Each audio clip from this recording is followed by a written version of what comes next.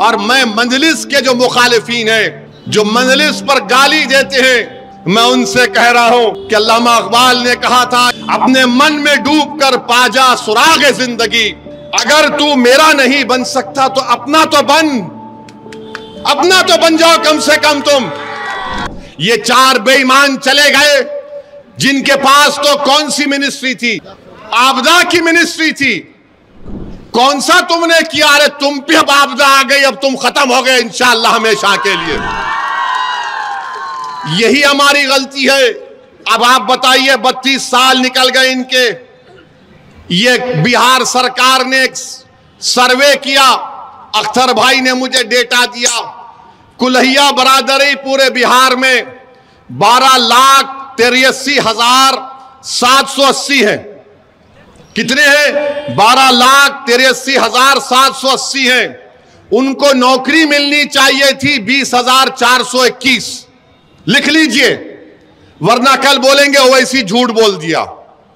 20,421 नौकरी मिलना था। कितने कुलैया बरादरी को नौकरी मिली? 5,734। इसका जिम्मेदार मैं हूं, इसका जिम्मेदार अख्तरुल ईमान है। इसकी जिम्मेदारी आप पर भी आयद होती है, क्योंकि आपने लालू का साथ दिया, आपने नीतीश का साथ दिया। बताओ तुमको क्या हासिल हुआ?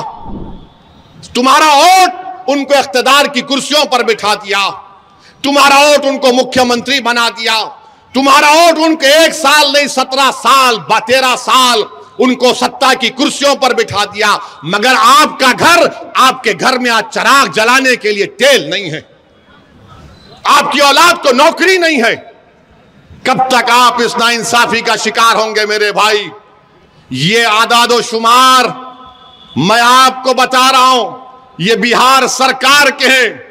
और मैं मजलिस के जो मुखालिफीन हैं, जो मजलिस पर गाली देते हैं, मैं उनसे कह रहा हूं कि अल्लामा इकबाल ने कहा था कि अपने मन में डूब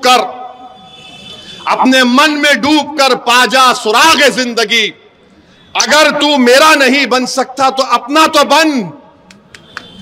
बन जाओ कम से कम तुम। अरे तुम मजलिस को गाली देते हो। और मोदी ने कह दिया कि अब की बार पार्लियामेंट में मोदी कह रहा है कि 370 एमपी जिता कर लाएंगे।